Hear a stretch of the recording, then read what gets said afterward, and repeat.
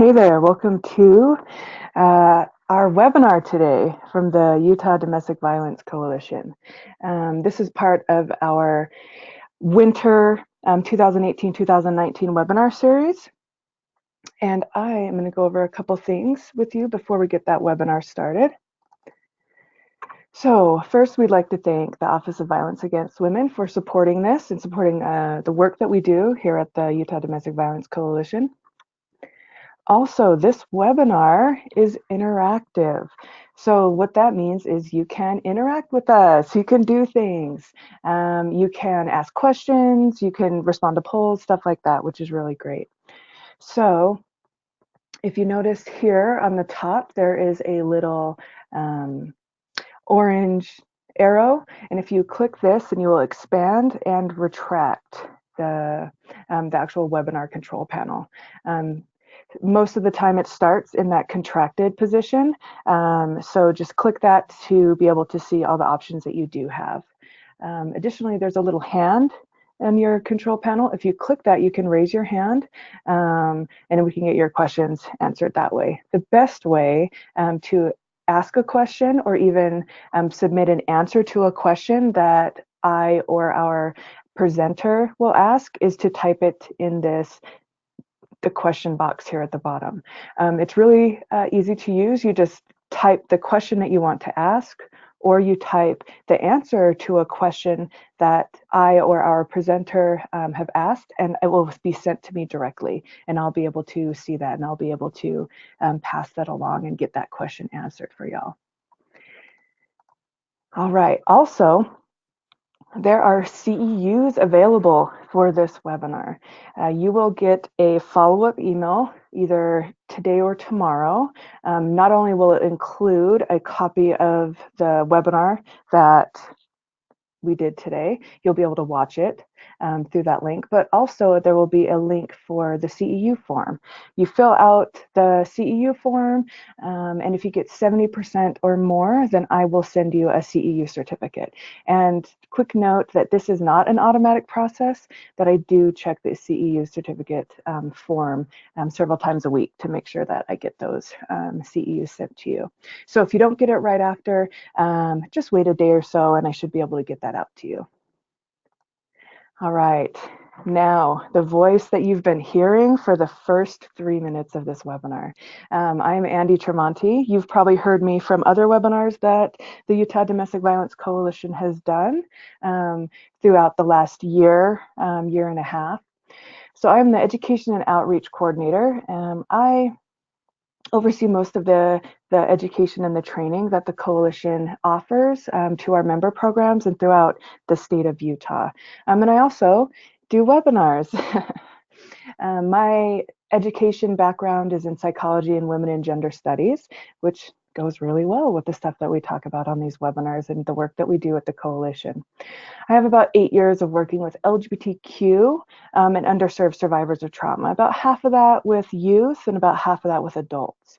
I also am a little bit nerdy, so I do play Dungeons and Dragons. There's a couple pictures of miniatures here on the left-hand side. And these are my cats on the right-hand side. So that's Toriko and Jorge, and they're awesome. So I'm hanging out with them, or I am painting up little miniatures and rolling dice and playing Dungeons and Dragons. Also, I love the outdoors. I love me the outdoors.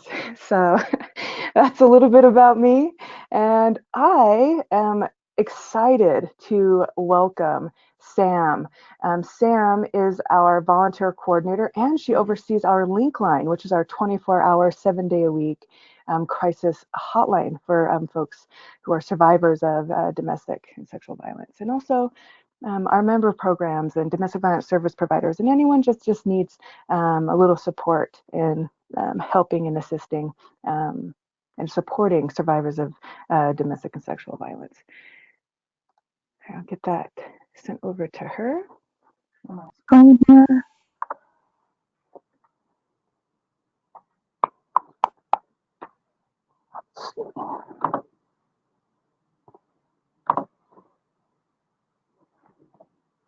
Cool, awesome. So I am happy to be here.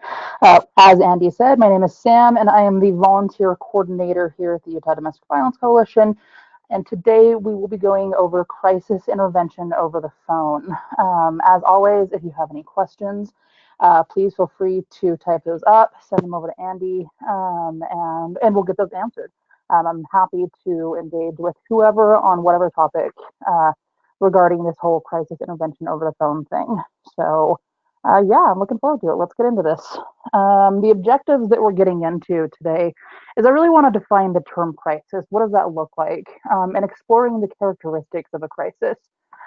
Explaining what crisis intervention looks like over the phone because it does a lot of the times translate or is different than the one-on-one physical interaction, and then address some of the common pitfalls to crisis intervention and the advocates run into, and amongst other things that we're going into as well. Um, just as a general thing, what is the Utah Domestic Violence Coalition? We are the nationally recognized independent not-for-profit coalition working to improve domestic violence intervention and prevention efforts in the state of Utah. We're a team. We represent a collective voice of victim service providers across the state who are delivering direct services to survivors of intimate partner violence and their dependents. Currently, there are 15 programs throughout the state. We advocate for the development of policies and practices that enhance victim safety and empowerment while raising awareness of the need for prevention and intervention. We offer training and technical assistance, engage in outreach strategies and activities, forge collaborative partnerships with key stakeholders to improve the response to survivors, and act as information clearinghouse for the state.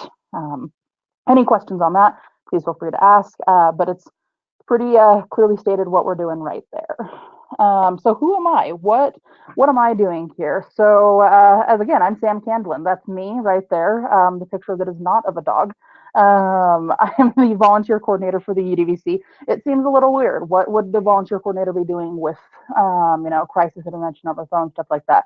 Well, our primary volunteer program is running the Link Line, which is the 24/7 domestic violence crisis hotline for the state of Utah that Andy had mentioned earlier.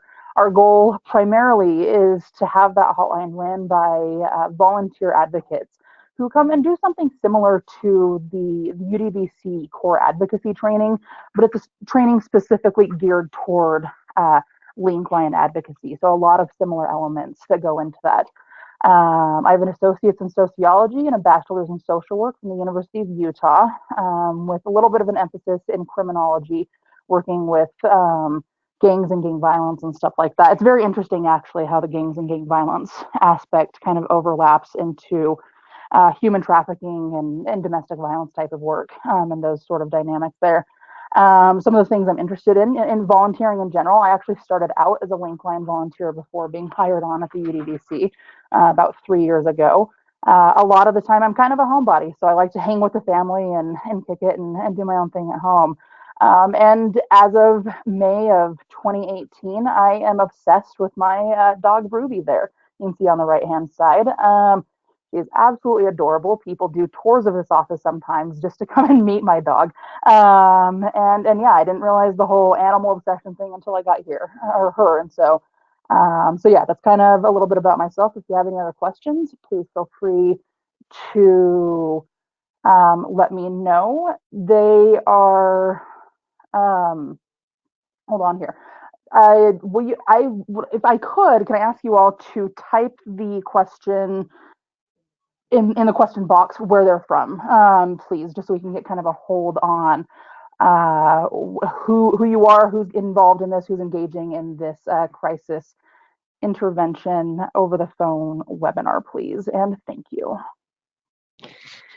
So yeah, if you could in that question box just type where you're from. Are you from DCFS? Are you from a domestic violence shelter program? Are you from a government agency?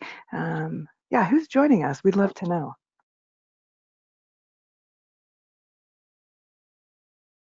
All righty here.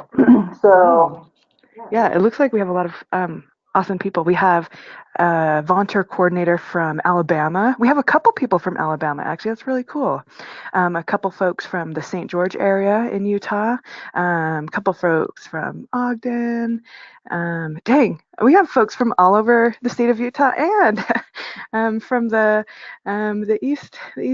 southeast side of um, the United States. Oh, awesome. Awesome. We have a couple folks from the Huntsman Cancer Institute, Holy Cross Ministries. This is awesome. I'm really glad that everyone's here. Thank you, everyone, for doing that. Alrighty, cool. Let's get into this. And I'm excited that we have people from across the whole United States. I didn't actually realize that we'd get people tuning in, so that's cool. I'm glad to hear that. Let's see if I can get my PowerPoint to work with me here. So again, we're just going into crisis intervention, and this is kind of what it looks like, and all of that. So let's jump into a poll here first.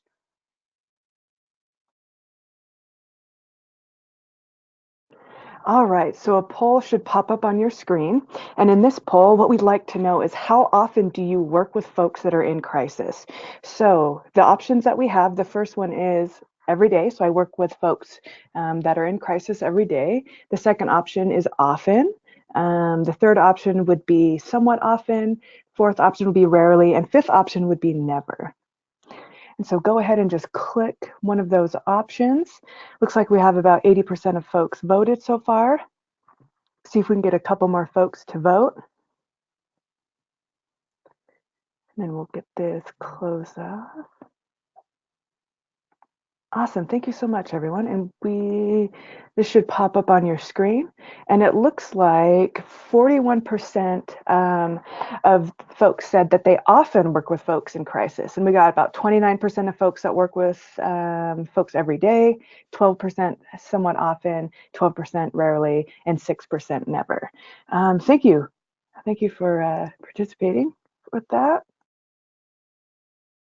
Cool, and that's awesome. I'm glad to hear that that people are familiar with this type of work. A lot of the time, and it's okay if you're not familiar with it, um, because it is. There is some when you get into this field, when you get into any work that involves any type of trauma, whether it be domestic violence service providers or law enforcement or healthcare institutions, whatever it is, you're going to likely come encounter with people who are going through some type of crisis, whether it be something that's dealing with physical abuse to maybe financial stability in the crisis that can surround that. So yeah, thank you for answering that. I do appreciate it. All right, so let's just jump in here. What is a crisis? So a crisis is any event that is or is expected to lead to an unstable and dangerous situation affecting an individual, community, group, or a whole society here. Um, it is it's really kind of honing in on that idea of that unstable and dangerous situation. When you're dealing with a crisis, and we'll just jump to the next thing here, a crisis that has predictable characteristics. It's unexpected. Other than the folks that are maybe working with crisis individuals or people in crisis daily or pretty often, a crisis is unexpected. People don't really wake up in the morning and think, oh, gee, I'm going to go into crisis today. This is going to be fun. It's something that really kind of catches them off guard. It's something that they weren't expecting, they weren't thinking was going to happen. And it really kind of creates that uncertainty about their situation, creates uncertainty about again, where am I going to go for safety? How am I going to maintain my lifestyle as is? What is my future going to look like? And that's not necessarily my future in 10 years, but what is my future in 10 minutes going to look like potentially when they're going through crisis? It's seen as a threat to important goals. It's something that, as far as and these are goals, again, it's not necessarily these lifelong, like, oh, my goal to retire, though that can be a thing that a crisis impacts, but it could be a goal as to how do I continue getting working towards a degree with this? How do I continue putting food on the table for my kids? All of those types of things. And really, to get out of a crisis, change must occur. You can't repeat history and go through the same motions that you always would. You need to make some sort of change in the pattern or the lifestyle or whatever the crisis situation is in order to be able to exit out of that crisis mode. So again, crisis having those predictable characteristics of being unexpected, creating that uncertainty in somebody's life, being seen as a threat to their important goals, and then again, needing that change to occur to get out of that crisis situation. A crisis can happen on many different levels. It's not just an individual crisis. An individual crisis could look like, again, um, how I just lost my job. What am I going to do? How am I going to pay bills? How am I going to um, get gas to get to a new job if I don't have a job to pay for the gas? Those types of things. It could be maybe you are in this situation when we're dealing with domestic violence, that you are an individual who's dating a partner who is being abusive, and you've been isolated from your friends and family and all of that. How are you going to individually get out of that crisis mode? A group crisis, let's say, for example, you've got, a family in a domestic violence situation. You've got somebody who has multiple children, maybe another family member living in that home. How do we get out of the situation when my abusive partner is here, dominating me, controlling everything that's in that situation? How do I protect myself as well as my dependents or family and friends and all of that type of stuff? Let's see, a community crisis. Community crisis could be something that a lot of people mention when we talk community crises, that it could be maybe like a natural disaster that's going on. So think a community crisis being like Hurricane Katrina, or Hurricane Harvey, or any of those things. That it's something that is going to really directly impact a whole community, creating that instability, creating that uncertainty of the future, creating all of that type of stuff. And then there can be whole societal crises. I know that one example that I often default back to is going back to the 2016 election cycle, when you've got a huge thing where, and just flipping back here to this, a crisis has predictable characteristics. And again, this is, I don't care what political affiliation anybody is for, but using this for an example, when you're looking at the polls, as far as something being expected, when you were looking at the polls leading up to the election, it looked as though Clinton was ahead, like as if she was going to win. So when Trump was elected, it was unexpected to millions of people, because we were being told, no, this is not what it's looked like. The polling data is telling us one thing. So it caught a lot of people off guard. It created a lot of uncertainty. I know that one huge thing for people were like, oh my gosh, it's the end of the world. What are we going to do now? There was major movements. I know a lot of protests and different things like that stem from this, like the Women's March and all of that stuff. But creating uncertainty, one thing that I think that was impacted as far as the uncertainty is people who are maybe immigrants or refugees. What are we going to do? Are we going to be kicked out of the country? Are we going to be deported? Is that going to happen? What do we do? I don't know how to continue my life from here. It's seen as a threat to those important goals for people who were not expecting this, this election triumph. And then in order to get out of that, that change must have, and it needed to occur. There needed to be community collaboration and teamwork from not only, small local parts of communities, but from society as a whole. At the same time, though, with this election, and I think that it's important to point out, when it comes to a crisis, is a crisis doesn't necessarily look like a crisis to every individual. So again, going back to the election, there was a whole other, half of society who were absolutely joyous that Trump was elected, that it wasn't a crisis to them, it was a blessing, that there was something that it was a situation where they felt they were able to be now put on a platform to express their ideas and values and all that stuff. And it absolutely did not in any way resonate to them that it was a crisis situation. So I think that's important to keep in mind, that something that is maybe not that you might not understand as a crisis that somebody's going through. I know that I get hotline calls all the time where people are saying, I lost my car keys and I don't know where my car keys are, and they're absolutely, they're being hysterical on the phone, knowing that there's something more that's deeper than the car keys with them. In that moment, they're yelling and they're expressing their upset about these car keys, which wouldn't necessarily stress me out, but I'm also not in their situation. And in this case, it might have just been that straw that broke the camel's back. So keeping that in mind again is understanding the lens at which they're seeing a crisis through versus what you're seeing their crisis as.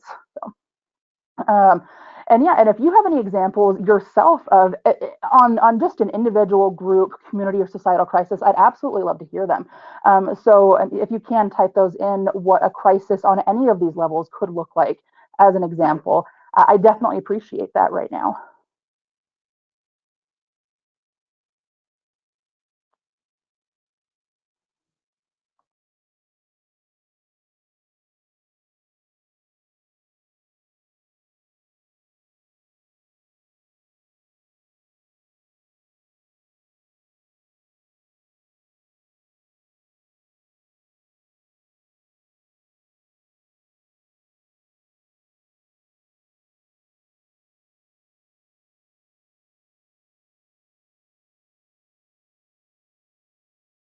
All right, it looks like we had a couple folks answer. One person said the water situation in Flint.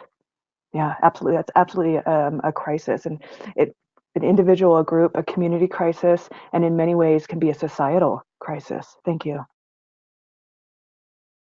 Right. No, and that's absolutely a great example. And thank you for bringing that up. And I think that it's important too to note that that it's not just an individual crisis. It's not just a group crisis. It can be a crisis on many different levels, stemming from one specific situation, like the Flint water situation. So, thank you very much for that. All right. And it looks like we've got a second poll here that Andy can help take care of. So just give us 1 second.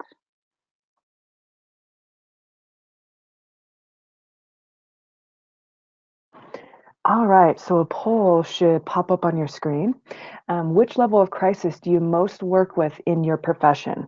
So the first answer, the first option is individual. The second one is group. The third one, community. And the fourth one is societal. And this will be really interesting to see and kind of think about even the folks that you work with, maybe the problems or the barriers or maybe the issues that they're facing. Are they part of a bigger maybe issue? Is it part of a community issue? Like think about the water. Flint's water crisis, and then think about even societally, how can that be connected? Looks like we have about 70% of folks voted. See if we can get a couple extra folks, and I'll get this closed out. Nice. All right, so we'll get these shared. Okay, so it looks like 93% of folks said individual, so they work mostly with individuals who are in crisis. And then 7% said they work with groups who are in crisis. And actually, we would be really interested in hearing what types of groups that you're working with that are in crisis. And some of the examples Sam was giving earlier would be refugees, marginalized groups, LGBTQ folks, stuff like that. Yeah, we would love to hear if you would just type that into the question box. That'd be awesome. Thank you. Cool. And I mean, as this would go, as far as the what we're geared toward when it comes to domestic violence and crisis intervention and stuff like that, I anticipated that most individuals would be working with people on an individual level, and that's totally fine. It's interesting when you get the as Andy was saying, when you get when you're working with an individual, maybe what's the root problem that they're going through here. I get there was a pretty well publicized murder suicide that happened last October here in Utah, up at the University of Utah. That on the hotline, yeah, we're dealing with individuals sort of one on one. They're calling in. We're having that advocate to caller sort of situation here, but then they're bringing that up and they're talking about how it's impacting their groups of friend circles and their experience on campus and all those different things, which do graduate to a community situation, and in Utah very much so a societal issue that has come up, particularly amongst universities or in the Salt Lake area, that has stemmed from that incident. um, all right. So again, with the personal crisis and the individual crisis that most of us are dealing with in our professions, This is kind of what it looks like. So a personal crisis occurs when an individual can no longer cope with the situation. They are just tapped out. This is preceded by events of an extraordinary nature, triggering extreme tension and stress within an individual, such as the crisis, which then requires major decisions or actions to resolve. Again, going back to that change must occur idea to get out of the moments of crisis. Crises can be triggered by a wide range of situations, including but not limited to extreme weather conditions, sudden change in employment and financial state, medical emergencies, long-term illness, and social or familiar turmoil. And again, that's not the comprehensive list there, but that's some major things to think about that thinking about people, already being in a domestic violence, household or situation, and then, and they're skating by, and then someone loses their job in the situation, or some catastrophic weather event comes up. What level of stress is that going to add to their already extremely stressful, potentially traumatic situation? Um, so keeping that in mind. Crisis intervention, which is kind of what we're talking about here, or is exactly what we're talking about here, is the overall goal of crisis intervention is to get the individual back to a pre-crisis level of functioning or higher with the help of a social support group. Humans are inherently social beings. I mean, they need that social support group. I think in one of the first classes that I took up at the social work program, up at the University of Utah, the professor had emphasized that when they're dealing with clients who are depressed or potentially suicidal or whatever it is, they're one of their number one things that they connect people to are other people. They want to get people connected to those those social resources. Um, that's why when it comes to these abusive relationships, why isolation can be so detrimental to an individual, because they do need that social support network, whether it be dealing with domestic violence or any other type of crisis that they're going through. People need people, and that's hopefully when, and again with the hotline work that I do, that's what the goal is to connect people to services and community members who can help create some sense of stability and comfort for these individuals. Um, so as far as the process of a crisis intervention goes, this is kind of what we have mapped out and what we train our advocates to do on our crisis hotline. So first and foremost, we want to address their safety, and I'll go into more of this as we go on. There are slides specific to these individual topics, but you want to address their safety. You want to make that psychological contact, attend to their emotional distress, identify their immediate needs, and then after all that has been taken care of, you want to create a plan of action or a safety plan or something. Okay, now that we've identified this, now that you're more calm, where do we go from here? How do we get you to a place of further safety? Um, so yeah, and like I said, we'll go into this more. If you have any other questions on any of this stuff or comments, please feel free to type in, and I would be happy to address that. But before we jump into all of that, we've got a third poll here that Andy will help facilitate. All right, so our third poll, which should pop up on your screen, says which part of the crisis intervention cycle is the most difficult for you to work with? Is it A, address safety, B, make psychological contact, C, attend to emotional distress, D, identify immediate needs, or E, plan of action? I was like trying to do my ABCs there. All right, so just click one of those options. Which one is the most difficult for you to work with? We have about 43% of folks voted. And if there's something specifically that you have a difficult time working with, or you feel that there are some opportunities or something you may struggle with or some barriers that you may have, type those into the question box and we can have Sam address those and kind of give some of those best practices and maybe some other ideas on how to interact with those and how to kind of break those down. All right, get this closed up. Okay, so it looks like 8% said that addressing safety was the most difficult. 23% said making that psychological contact with that person. 38% said attend to emotional distress. Yeah, that can be challenging. That can be difficult, especially when we're hearing some of the, some of these deeply hurtful things and experiences that people have had, that can greatly affect us. And it looks like 0% said identify immediate needs, and 31% said plan of action. Awesome. Thank you all for participating. Cool, and that's interesting actually, because usually I think that what I would think would be the most difficult, at least in my experience, would be the making that psychological contact. That's interesting that it wasn't the most difficult as far as the polling goes, but I'd absolutely love to address that as we continue. And then we've got a question here. Let's pull that up. All right. It looks like we had someone comment about one of the biggest issues that they have is motivating a client to put that plan of action in place, and that client during that crisis freezing and kind of feeling like they're paralyzed and having a difficult time doing things. Thank you for that input. Cool, and that's actually a great point, and that's something that can be difficult, and is something um, that isn't necessarily something that in the role that our hotline advocates do, in my role, that we aren't necessarily able to see the stuff through. I mean, we work on an anonymous hotline. We never know necessarily if anybody else is calling in, to to keep up on the situation. We usually just take each caller to, that's one caller that we've talked to never before, and I'm assuming we'll never talk to again, which is, not necessarily the case, but that's how we treat the calls. But motivating a client, that's an interesting concept, because it is, and it's something um, that I've found on the hotline. One kind of philosophy that I've had to learn to adopt, in situations, because I do a little more work, given the position that I have here at UWC than a standard advocate would.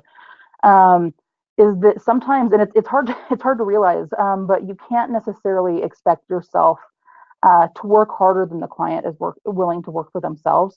And that's hard. I mean, it's definitely a hard thing that I did when I first started doing this, that I didn't want to understand. I had almost like a messiah complex about it, that I just want to save, all these people in these situations, no matter how much effort I have to put into it. Um, and I understand, people being scared, and as you described, paralyzed in situations. They don't know what to do. They don't know how to motivate themselves to move forward.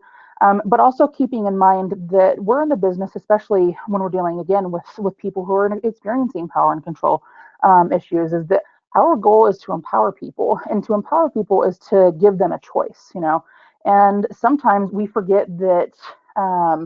Sometimes a choice, when it comes to either doing something or not doing something, that's still a choice. If they choose to not do it, that's still them choosing to be able to do that. And it's uncomfortable and sometimes frustrating or disheartening. But again, understanding that these people still have the choice to not necessarily take action, and that's okay. It's again, we might know more about the dynamics of the situation, and understanding, these kind of the power and control dynamics. It can be difficult for us to want to just let go. um, but but yeah, it's one thing that we have to keep in mind, understanding that they have the right to do whatever they want to do, even if it's not doing anything, in that moment in time. And our goal is to just continue to support them as best as possible in whatever situation they're ultimately choosing to be in. And again, it's much easier said than done, I know. Um, but that's kind of just the reality of the work that we do here, is that again, we can't expect ourselves to work harder than an individual is willing to work for themselves. But that's a great point, and thank you for bringing it up, because it's difficult. It's one thing that I know that I occasionally get questions from our advocates about. I don't know what to do. I didn't know what to do in this situation, and I felt almost so helpless for them, that I wanted to do more, and it's sometimes just not the role that we have to do all of that. So thank you. Um, so as I said, we're going to go into all of the kind of the cycle of crisis and intervention and all that. And the number one thing, and the first thing that we should be doing, is addressing the safety. Are you in a safe place to talk? Can you discuss this? Is this something that'll be better suited if you call back later, or talk to a different individual, or what so not?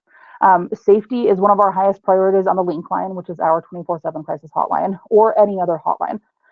Sometimes when callers are in crisis, the situation they are calling from is unsafe, quite frankly. We always want to ask the caller if they're in a safe place to talk, especially if there are some warning signs that they might be calling while still in danger. Some of the examples here: a strange or no response to your questions. Think I don't know if many of you are familiar with the 911 pizza phone call. You can find that PSA on YouTube. It's a Super Bowl ad from like 2015 if you haven't seen it. But that sort of calling 911 dispatch and saying I'd like to order a pizza concept.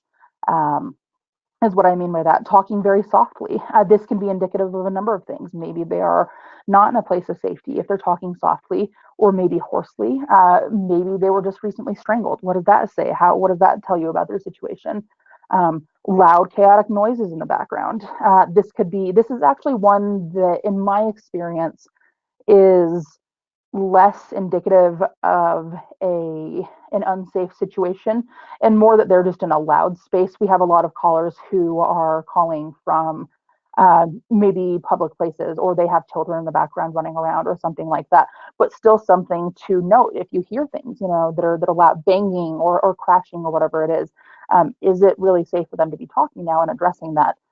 Or if they mention that they're hiding in the bathroom, closet, under the bed, in their car, etc. um, we do get callers that people are saying, I locked myself in the bathroom, or I'm making this phone call from the closet because, my partner is asleep and I don't want them to hear me, and things like that. So just a few other things. And I'm curious if any of you that are listening in right now have any other examples as far as um, places that are maybe unsafe, or things that you can hear on a phone call that might be indicative of an unsafe situation. So if you could type that in, if you have examples real quick, I would greatly appreciate it.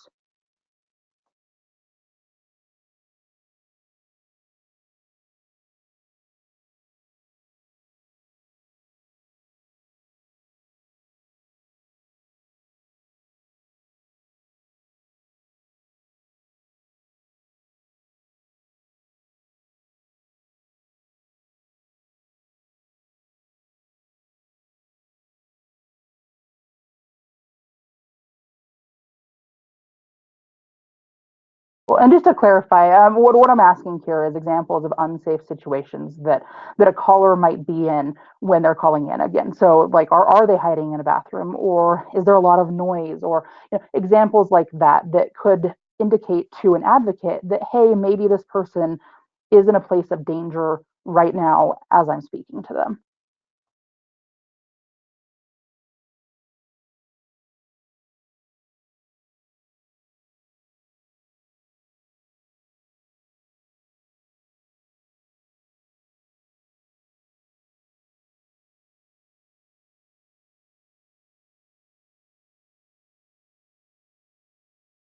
All right, it looks like we have a couple people who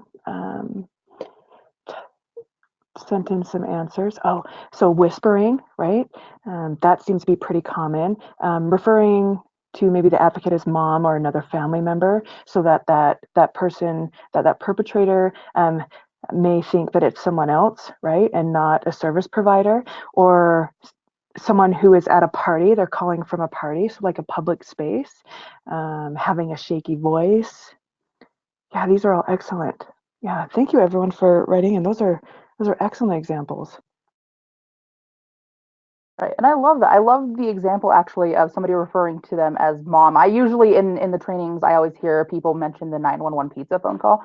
But yeah, absolutely calling and pretending that you're speaking with your sister or your brother or whoever it is, and it's not somebody that is law enforcement or an advocate or anything like that. So it's a great example. And thank you for everything else. I do appreciate all the people who typed in here. Because yeah, I mean, there are a lot of the things that could come up that you can just kind of hear. You've only got one sense to work with, really, or one form of communication that you're working with on a phone call. You don't get to see the body language or anything like that. You have to focus on those audio sort of signals there, and what you can hear in the background, and some things it's just important to keep in mind that you should be paying attention to not only what the person's saying and how they sound saying it, but potentially what's going on in the background. I mean, I've had callers calling in, loud, chaotic space. I'm trying to figure out what's going on. It turns out their car broke down on the side of the freeway, and what I'm hearing is cars rushing past them. So not only are they in a state of crisis, trying to make their way to a domestic violence service provider to get shelter, but they're also, stranded with their children on the middle of the freeway. That is a whole other level of crisis and a lack of safety and everything that would go into that. So really talking about, because we are in these situations when we're addressing safety, sometimes people are going to be unsafe. So if a caller expresses that they believe their personal safety is at immediate risk, then one of the following strategies should be employed. And this is very specific to what we train our advocates to do. And I'd be curious if there are other protocols from other advocates or people listening in right now, if they do something different. But this is what we do. So because we're an anonymous hotline, we have those VAWA protections, all that type of stuff that forces us to maintain that confidentiality. We ask the caller if they feel that law enforcement should be involved in order to protect their safety. I mean, number one thing, should you call 911? Most people, it's rare if we get calls on our hotline that people are in immediate danger situations wanting us to go pick them up or have somebody, respond or anything like that. But it could happen. If they answer yes, ask the caller if they would feel comfortable and are able to hang up and call 911. Again, going back to the VAWA and the confidentiality protections, um, our service isn't able to facilitate that 911 phone call. So we ask them, hey, can you hang up the phone, call 911? Let's do that. Clearly you're in danger. We don't have the resources to be able to, come to you. And legally we can't. So let's get that emergency responder on the scene. If they answer no, but they still feel they're unsafe, ask the survivor what ideas they have around safety. So here are some sample questions. Can they leave where they are safely? Can you leave the house? Can you leave the car? Can you leave the restaurant, wherever they may be?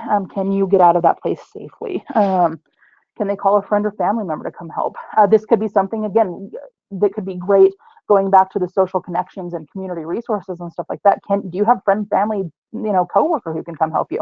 But also keeping in mind, is a certain person showing up going to even more greatly escalate a situation? For example, you have maybe a partner who has a very specific hateful distaste for a certain family member. Is it going to be a smart idea to have said family member be the one to come pick you up, or is that going to escalate the situation to something that's potentially, very physically violent, or lethal, and keeping that in mind. Would they feel comfortable going to their neighbors for help? This is something that we talk about with people. If you feel comfortable creating that sort of, depending on the situation, that smaller community watch group that you can to make sure that things are kind of stable or safe, but also at the same time, some people, maybe the neighbors are best friends with the abusive partner or best friends with the person who's perpetrating the violence.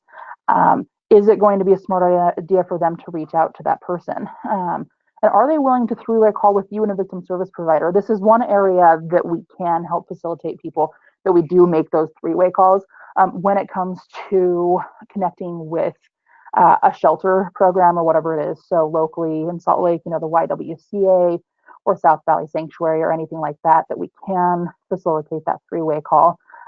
Again, because we are all protected with the VAWA protections. But if there are other, again, as we're talking unsafe callers, if there are any other protocols that you all use that differ from what we have listed here as our protocols for our hotline, I'd love to hear them now. If you could type those in, please.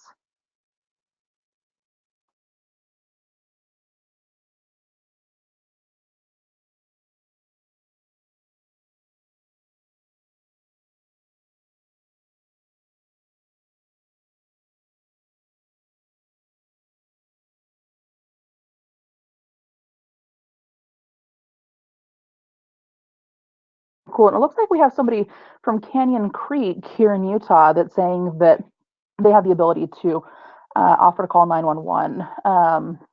on their behalf if they'd like. That's great. I wonder too. Are there any release of information agreements or anything like that that Canyon Creek uses as well? I know that there's, I believe it's CAPSA up in Logan that has a release of information agreement that somebody, that a victim upon arriving at a shelter can sign and say, hey, I give permission to release this information to this police officer with an ongoing situation. So is that something that other, Canyon Creek included, but other programs or anybody listening in also has any sort of a release of information agreements?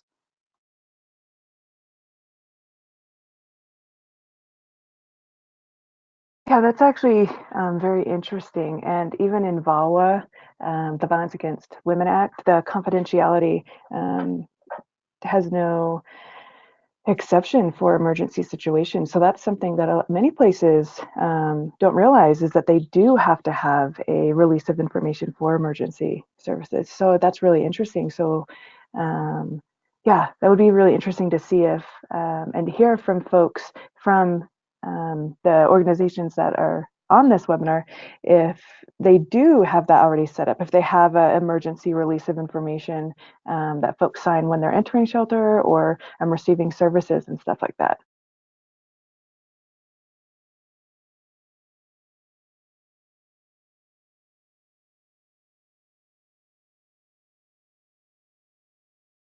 Oh yeah, we got a couple people that have sent in some answers here. So some folks have the emergency or the ROIs, which is a release of information for emergency services as a part of their intake. Yeah, which is actually best practice, especially with there not being an exception in VAWA for emergency services, and making sure that we're um, holding that confidentiality is number one, especially if that that survivor, the person with abusive behavior, maybe their partner works as an EMS, or works in law enforcement, or works in other, maybe in hospitals. And so making sure that we get that ROI to help build up that safety for them. Yeah. Thanks everyone for your input. Yeah, and just, I mean, just to clarify on our end too, as far as the UDVC and our capacities, we don't have any ROIs, so it does become difficult. We had a situation recently that um, an abusive partner actually had called in with the person they were abusing, threatening and intimidating and saying things like, well, we're on the phone with them now. This is an anonymous hotline. Tell them everything. Tell them how abusive I am to you and all of that stuff. It really startled our advocate at the time, but just based on the information we had, which really wasn't very much, because we don't have an ROI, because we don't have any sort of protections for us to be able to reach out to law enforcement. There was unfortunately nothing that we could do, which is stressful. Again, it's very stressful. But understanding that we play a very specific role in the entire system is is something that we really had to keep in mind, that our role has certain limitations. It has great benefits, but it has certain limitations that legally we just have to abide by. And yeah, no, absolutely. So thank you for all the responses on ROIs. I appreciate that. So talking about making psychological contact now, we're jumping into that because that is something that a number of you had addressed that was difficult to do sometimes, and it's absolutely understandably so. And sometimes it is very difficult. Um, the idea with making psychological contact is we really want to establish that rapport, which can be difficult, especially when you're dealing with one phone call with one person that's maybe going to last 30 minutes. I mean, when depending on the vulnerable populations you work with, rapport could take years and years to build up. Prior to working with UDVC, I worked at a facility, a nonprofit that assisted adults from all ends of the spectrum, but adults with disabilities in employment services and stuff like that. And I know that some of the folks there, and I was there about 4 years. It took 2-3 years for them to learn to be able to trust me, that I'm not necessarily someone that's here to hurt them or change their ways or anything like that. And at the same time, if there was something that upset them or something that could break that rapport, It was very easy to break, but it wasn't necessarily as easy to build back up. So it is a difficult situation to establish that rapport and make that psychological contact in a brief crisis situation, especially when people are in crisis. Um, the way that I do it and the way that we train people to do it here at UDVC is we want to be genuine. I emphasize a lot about maintaining that sort of humanness about the conversations that you're having with people. You hear me talking on this webinar here. People hear me talking in the office and all that stuff. It's the same way that I talk really when I'm working with people on the hotline. I want to be myself because I think that because again, when you're only working with the sort of verbal communication. You don't get to see the physical communications and all of that stuff.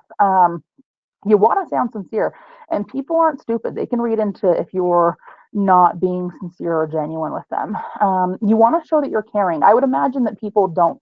There's not probably a single person that I work with or have worked with or anybody on this webinar who got into this work and they're just like, I don't give a crap about what I'm doing.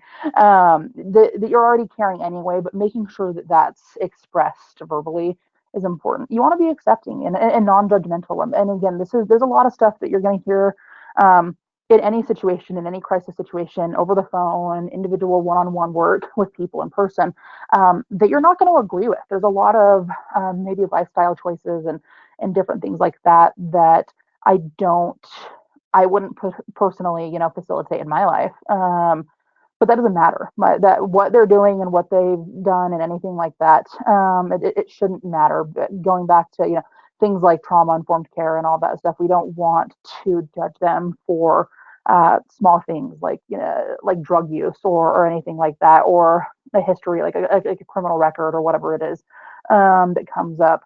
Because it doesn't matter. The goal is to keep people as safe as possible in whatever situation they're in. So my point isn't necessarily to be um, somebody who's a life coach. My goal is to just let's keep you safe here, and you want to be empathetic. You want to really help feel with people, and even if you don't necessarily have the right answer, I know that there have been times on the hotline that I've said, kind of honing in on that Brene Brown empathy versus sympathy concept of I don't even know what to say. I don't have an answer for you, but I'm just so glad you called in. I'm so glad that you're talking to somebody because this is a terrible situation, and I maybe don't know what to do with your legal situation or whatever it is. But I'm so glad that you're reaching out and really just feeling with people. It does help the advocate seem credible, which will help gain the caller's trust. We want again being human with people. It just helps them feel more comfortable. They a lot of the time going back to the ideas of isolation and separation from family and community and stuff.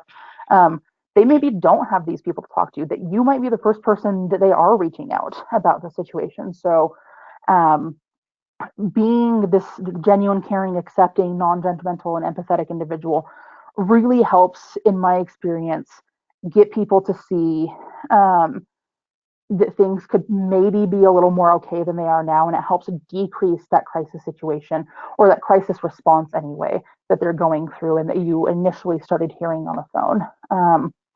So yes, attending to their emotional distress here. We have 1 second actually. All right, looks like we had a couple people send in some stuff to us. One person said believing them. Like believing them is so powerful. Think about, this person, said that, we are oftentimes the first person to do so, and how important that is, right? And how that could really create a situation where that person feels safe with you and build that rapport, like Sam was talking about, or it could really change the way they interact with other advocates and other systems, right? And also, someone said applaud their courage to call, right? Yeah, that can be really hard.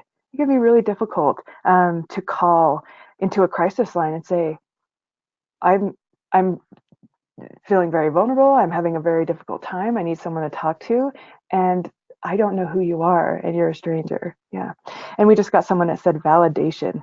Who does not love to feel validated, right? Especially when we're in a crisis situation. That validation can be really key. Thank you, everyone, for inputting that stuff. And those are all, thank you so much for mentioning them because those are all very beautiful ideas that absolutely, encompass exactly what I'm trying to say here. I think that, and going back to the person who commented about, you know, just talking about and telling to them, how courageous they are for calling in. I had an advocate in a training one time who, she raised her hand and said, "Is it okay to compliment them?" And I didn't quite understand what she meant at first. And she said, "Well, it takes a lot for people to call in. So is it okay if I say, wow, that's such a good idea. I can't, that's a great idea. You're so smart and you're so great for thinking this is an option for you to do." And it really kind of helped change my mind or open my mind, I guess, to this idea of complimenting the people who are calling and complimenting the people you are working with, and not necessarily saying, "Oh wow, I like your hair," but really complimenting uh, the strength that it takes and the power that they have by taking these first steps. And wow, what a great mother you are, trying to get services for you and your children, or whatever the situation may be. Really complimenting the individual on their strengths and highlighting those, because those could be very well the first kind words they've heard in days or weeks or months or even years in certain situations. So absolutely, thank you so much for pointing all of that stuff out. I appreciate it. um, all right, so jumping in again to this attending to emotional distress here. Some callers on Linkline Hotline can be highly emotional. When you're dealing with people in crisis, they're going to be emotional. These are and we've got examples down here. But emotional distress is a symptom of crisis and trauma. Um, it's sometimes difficult to work with, but it's not about you. And I really emphasize this to the advocates that we work with, that people are going to be emotional, people are going to yell, people are going to swear, people are going to do all these things, and just let them let them have it. It's not about you. I mean, and we'll go into it later, if they're being particularly abusive towards you, that's a different thing. But if they're just venting, let them vent. If they're just having that emotional process, let them go for it. Some examples of emotional presentation on the hotline that we work with. Crying is a big one. I get a lot of people crying, obviously, for obvious reasons. um, Yelling, being angry, being detached, laughing, stuff like that. If anybody has any other examples of emotional presentation on a phone call, please feel free to type those in now. These are the 5 that I usually see, but if anybody has anything else to add as input, please do so now. And the laughing one is very, very interesting. And there's been some research into even like gender differences between how people respond when they're feeling uncomfortable. So for example, women tend to giggle, laugh, or smile when they feel uncomfortable, um, rather than, responding in different ways. And so it can seem like, oh, this person is enjoying this interaction, or this person is liking this, or things are okay.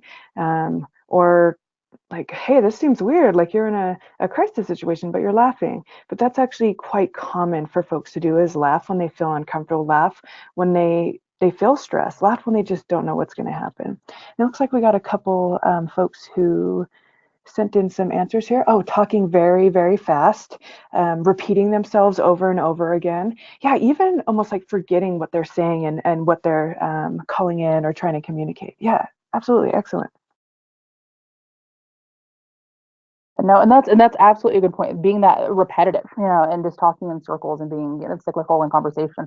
Absolutely, that's something that I know that I've had conversations with on the hotline, that people are just saying the same things over and over and over again, and you kind of get lost in it. But it really is a part of that emotional distress. They are emphasizing the trauma that they're going through. They are emphasizing and highlighting the key points of their crisis situation.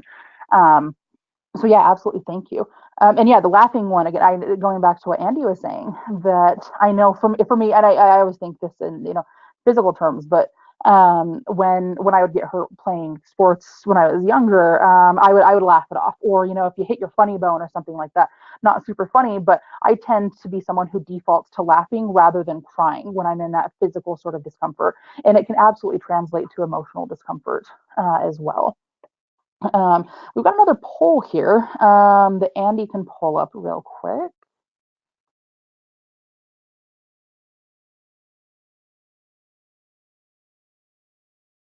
All right, so let's get this up on your screen. Hopefully it popped up for you. So the question is, which emotional presentation is the most difficult for you to navigate as an advocate? So the first option is crying. The second option is yelling. The third option is anger. The fourth option is detachment. And the fifth option is laughing. So just go ahead and click which one that is the most difficult for you to navigate. We have about 40% of folks voted so far. Ooh, we bumped up to 70% of folks voted. Get a couple more folks voting, and we'll get that closed out and shown to you.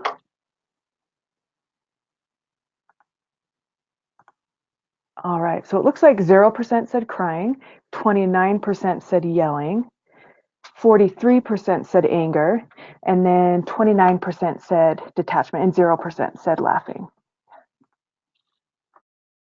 And I have to say, I'd probably agree with anger being the number one thing for me. There's the concept of the concepts of transference and countertransference in social work. When you've got that, you're kind of seeing that aspects of an individual that's reminding you of another individual in your past that you have emotional reactions to. I know that there are sometimes callers who will be angry and almost sound condescending, and I can feel myself very physically wanting to react to that, and wanting to be defensive and wanting to go through that, but finding myself needing, to kind of check myself and say, take a step back in that moment and say, this isn't about me. They're not attacking me. They're having a normal emotional reaction to a very abnormal situation, and recognizing that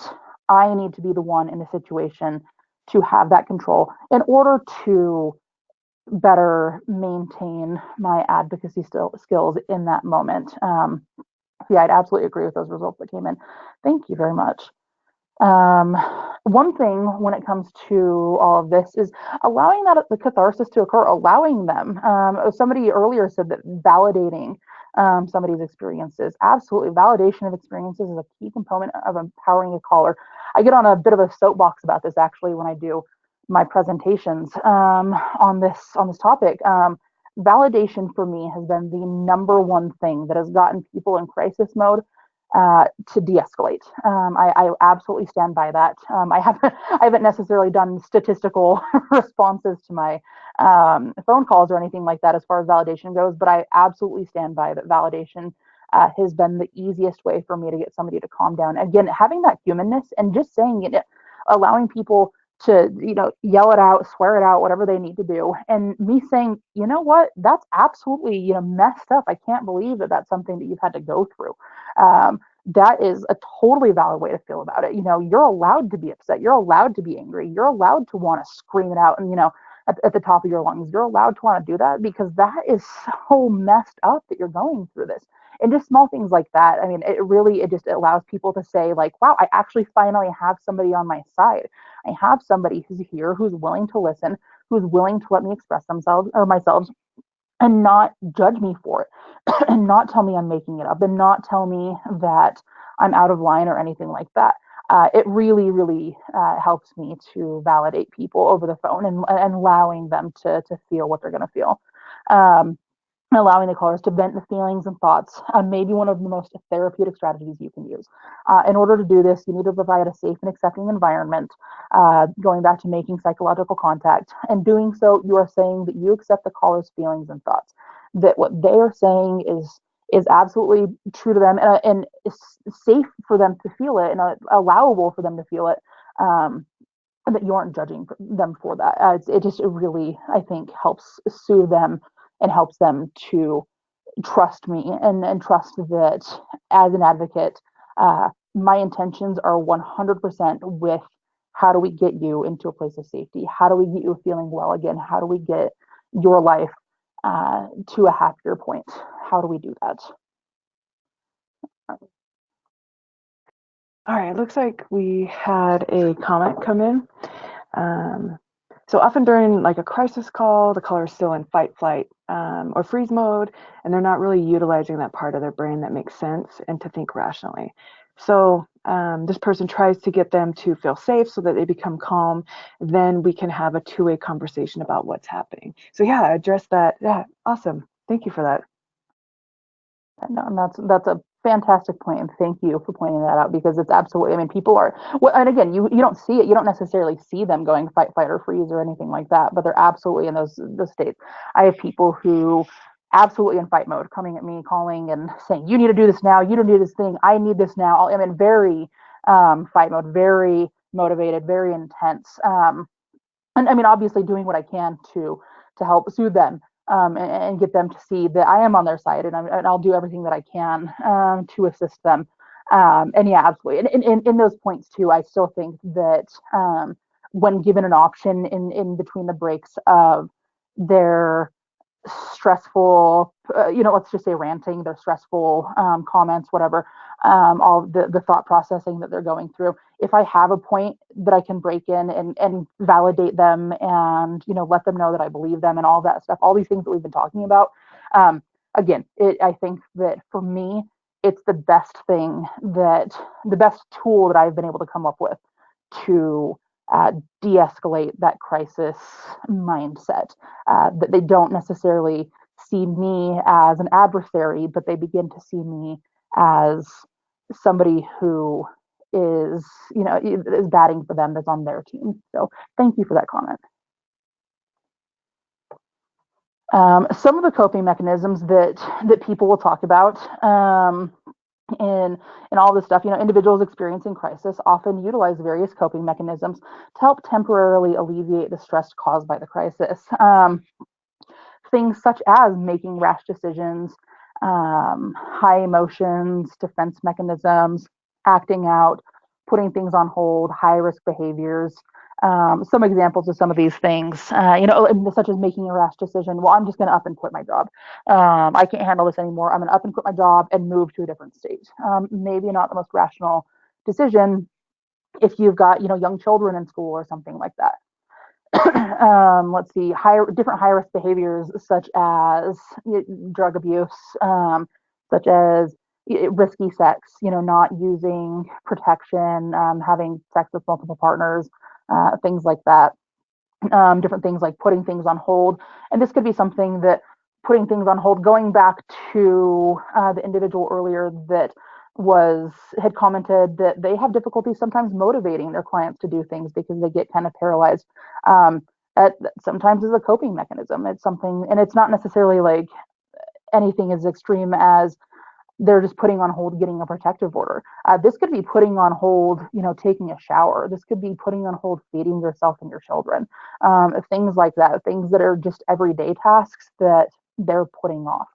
Um, so yeah, if right now, if anybody has any good examples of any of these things on here, of these 6 kind of things that I've talked about, please feel free to type them in, and Andy can relay them back here.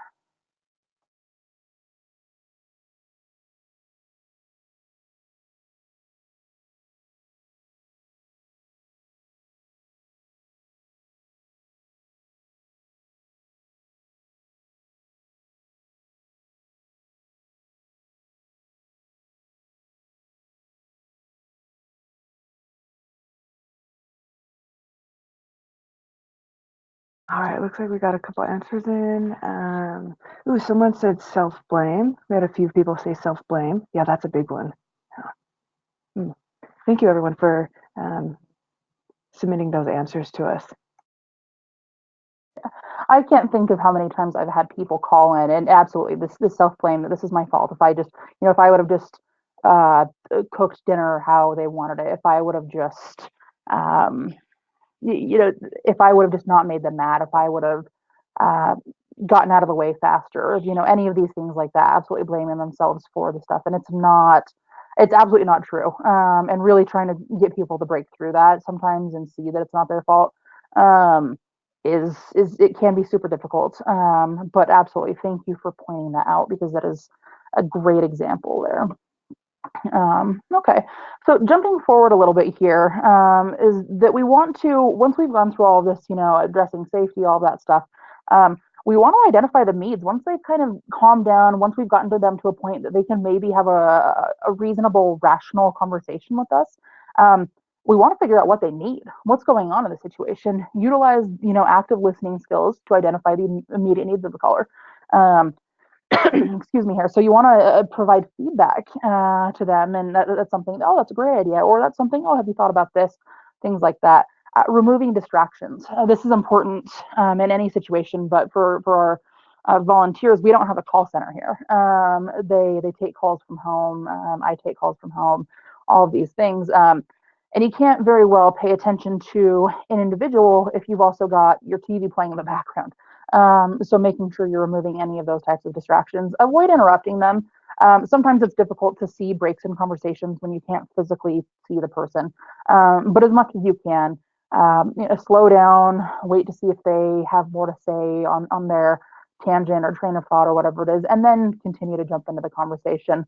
Um, Pay attention to them. That seems like a pretty intuitive thing there, but some people, again, when you've got distractions, when you've got these other things at play, it can be difficult. Listening is a very hard thing to do sometimes. It's a very active choice that you have to be an active participant in. So actively choosing to pay attention to them is important. And then provide verbal confirmation that you're still listening. I know that I've found myself in situations on the hotline where um, people will think, because I'm looking something up and I go quiet a little bit, people will think that I've hung up or I'm not listening. So just saying things like, yeah, okay, I understand. Things like that along the way that are just these verbal cues that allow them to know that you're still on the phone and you're still paying attention, is important because it makes them feel like, again, somebody is listening to their story and their conversation. Um, some of the things that come up on our hotline, is immediate needs, or as far as immediate needs go, the caller feels that entering a shelter is the best plan for maintaining their immediate safety. Cool. How do we go about that? Where are you? Where can we get connected to? All of that type of stuff. The caller is interested in working with an advocate to further plan for safety and future action. Cool. Let's get you connected with a case manager. Let's talk about these different hotlines you can maybe call in the meantime, whatever it is. The caller wants to file a protective order. Awesome. Do you want help filing that protective order, or do you feel comfortable filing it on your own? Because there are many different routes to get that protective order filed. How do we do that? Um, the caller cannot get their abusive partner to leave their house. A difficult one there. Whose name is on the lease? Is there a protective order at play or is there not? Different things like that. It can be difficult as far as the housing situation. So let's get you maybe connected to, if they're comfortable, a legal advocate or somebody who can maybe assist with that aspect of it. Um, the caller needs assistance leaving their current location in order to have access to a social support network. This is something that's notoriously difficult in Utah for us, as we don't currently have any main or a prominent transportation system for individuals. So, are there community advocates that we can connect with? Are you comfortable maybe calling the a victim advocate in a police department to see if they can get connected with assistance? Things like that. And the caller is being stalked by an abusive partner. How do we keep you safe? Do we want to explore the idea of a stalking injunction? Different things like that. Things that basically they have an idea of what they want, and how do we pursue that idea? How do we get these people to the community connections that are going to be able to assist them in following through with their immediate needs? Um, and as we're doing this, I mean, as we're kind of getting all this information here, we've got our story, we've got them, de-escalated hopefully as much as we can in a situation to be able to have as much of a rational conversation as we can. Once we have all that information, then we're going to want to create that plan of action or that safety plan. And after the caller's immediate needs have been identified, the advocate can assist the caller as they formulate their plan of action. A plan of action consists of short-term goals identified by the caller as the next steps they would like to take in addressing the crisis. And a good plan of action also includes utilization of the caller's social support system. Um, excuse my typo there on callers, on the last line, but really that's what the goal is. We want to figure out, okay, so you want to get a protective order. All right, how do we do that? Where do you want to go? Do you want to, let's point out, we can go to utcourts.gov and you can print it out. If you want maybe assistance from somebody who's involved in the field, okay, maybe let's get you connected to a domestic violence service provider or a family justice center if they're available or something like that? How do we go about that? Um, we don't necessarily want to overwhelm the people with this is, if you do this, that sort of, if you give a pig a pancake concept, that all the things that are going to play out after that, let's just get them connected with the next step is hopefully what we're trying to do. And again, a good plan of action also includes utilization of the caller's social support system. Um, when it comes to, let's say they need to get out of the house, one thing that I sometimes find myself overlooking is those immediate, can you stay with a family or friend? Can you stay with, people who are close to you? um, in a crisis situation, I kind of get like, whoa, oh, you need to go into shelter. Um, and then if I take a second, I'm like, oh, wait, no, is it going to be more comfortable? Probably. It would be more comfortable to connect and stay at your mom's house, somewhere where you have somebody who cares about you. You aren't feeling as isolated as you could, things like that. Um, yeah. So a social support system and just things to think about as far as getting people connected to them is you want to encourage the caller to reach out to their social support network to help them through the crisis they're experiencing.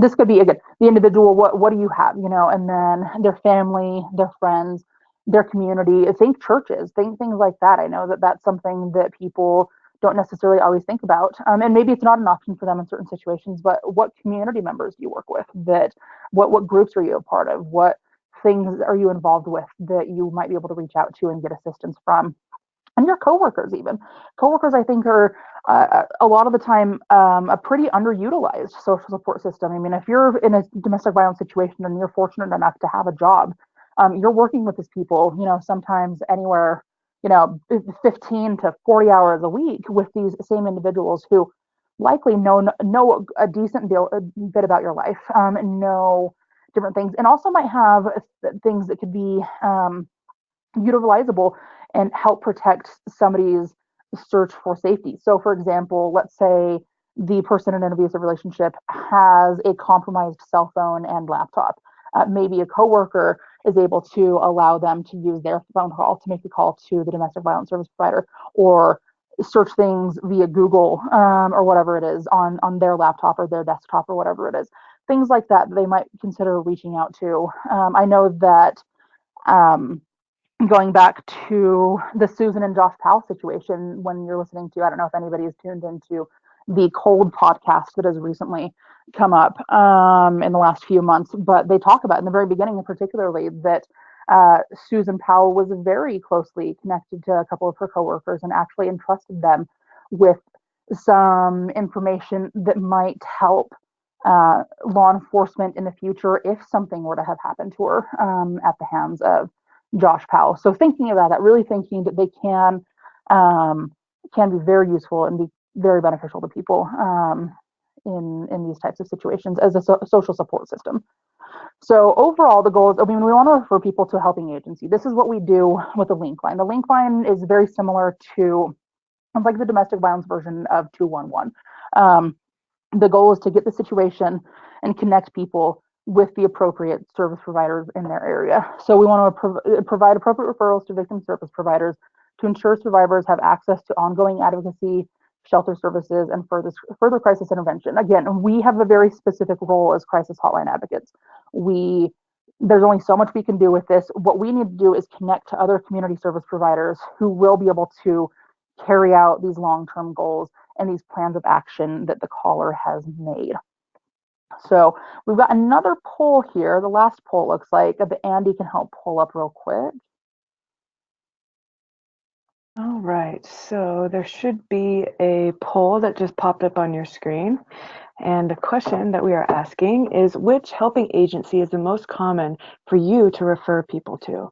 So the number one, so option one is legal advocates. Option two is counseling or therapy. Option three is law enforcement. Option four is domestic violence service provider or other community advocates. And then option five is other. And we just asked that you write in that question box what that would be. So we got about 45% of folks voted so far. If we can get a bunch more folks voted and we can get the results shown on the screen. Had someone write in that they refer to other shelters in the area if they don't qualify for the one that they are attempting to access. All right. Let's see.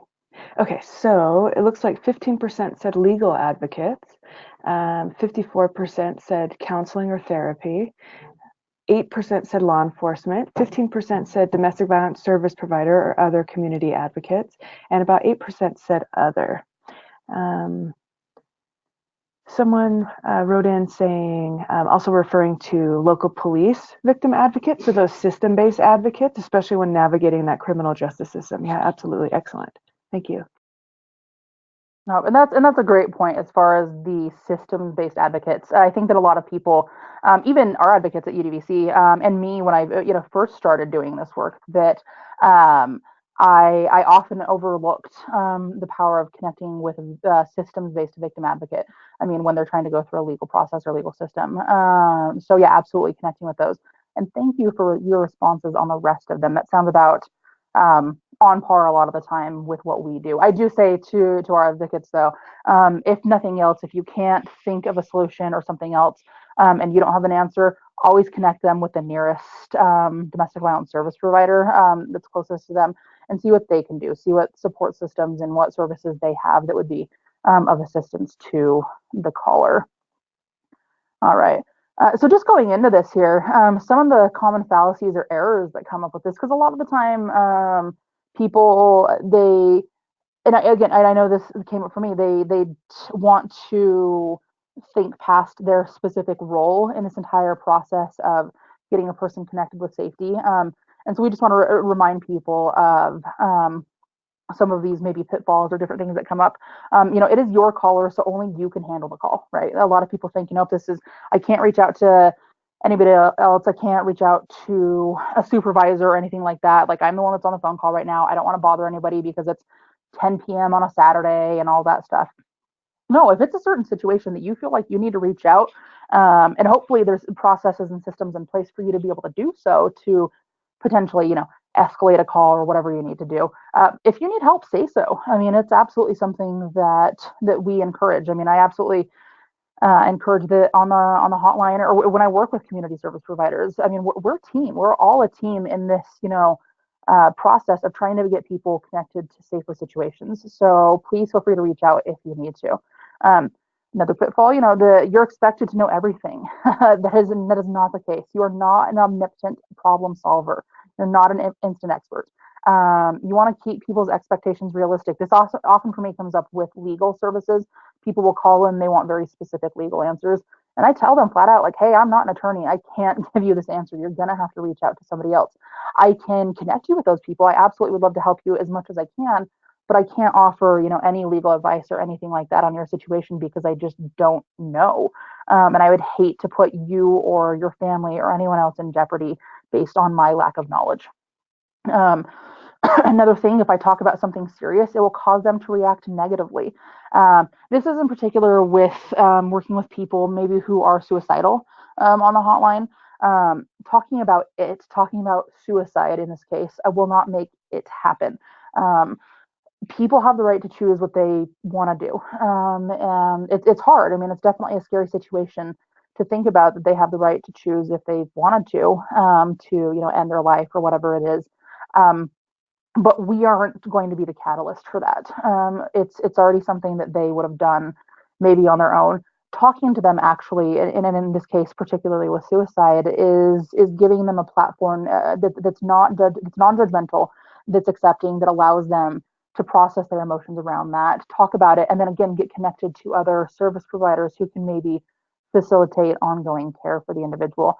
And you're not expected to help the caller no matter what they do or say. This is going back to the difference in allowing somebody to vent and yell and process normal human emotions versus them specifically attacking you. You do not need to withstand any verbal abuse for the sake of the caller.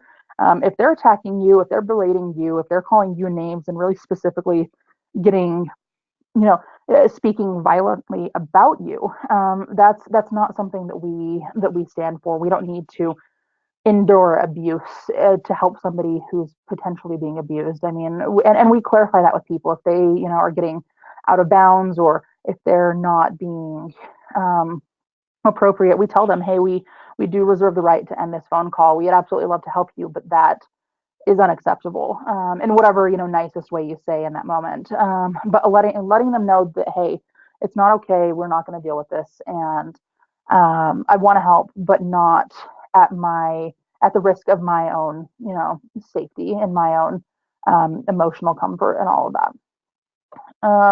So as far as just general resources here, since we're nearing the end of this, that we have. So as far as domestic violence victim services, it's they can offer a various variety of things here. It's a safe place for victims and their children. They're available 24 hours a day, 7 days a week. In Utah, we have 15 in the state as of now, and the various services they could provide. Emergency shelter, advocacy services for both DV and sexual assault, case management, counseling, support groups, transitional housing, rape crisis response, children's services, food, personal care items, or referrals to other community agencies. I mean, really, these are great places for people to reach out. And I like to explain this to callers. A lot of people, because we're familiar with this field, we often know what a domestic violence service provider has within their power or within their agencies and the broad scope of services. But a lot of people do not. A huge majority, I would say, almost of the callers that call in, don't recognize that they have not only these services, but they can also access these services without staying in the shelter. So I really like to break that down to people, that saying, hey, this is what they have. And also, you don't need to, up and leave your apartment or your house or whatever it is. You can get case management, you can get these services um, while still living your normal daily life. That's totally fine. So just pointing that out, I think that just as the point of education is a great talking point for me when working with individuals. So there's also, the domestic violence resources, the National Domestic Violence Hotline. That's one service that even still, even on the link line, we refer people to. It's a phone and chat service that's available to anyone in the U.S. who has been affected by relationship abuse. It's available 24/7, has access to more than 200 languages, and you can access it at, the hotline.org or 1-800-799-7233, or 1-800-3224 for the deaf and hard of hearing. Um, and then as far as Utah goes specifically, domestic violence resource, the link line that I've been talking about, information referrals, again, similar to 211 for domestic violence. In Utah, experiencing DV, crisis intervention and safety planning is what we do. Available 24/7, we have access up to 150 languages via interpreter services. And it's important to note, though, that we're not a counseling service. We cannot meet with individuals in person. There is that limitation. Our goal is to link people to services. We want to do that type of advocacy for individuals. And you can find us at 1-800-897-5465. Or if you want to find other information, you can go to udvc.org to look that up. As far as I go here, if you want to reach out to me as far as any sort of volunteering or information about the link line or anything like that, you can contact me. I am still Sam Candland. I am still the volunteer coordinator, and I still work for the Utah Domestic Violence Coalition. My number is 801-521-5544, extension 102, or you can reach me at scandland@udvc.org. All right. And that is the end of my spiel there. If you have any last minute questions, comments, or concerns, please feel free to type them up, and I will try to address them. All right. So we will stay on for a couple more minutes and get any last minute questions answered.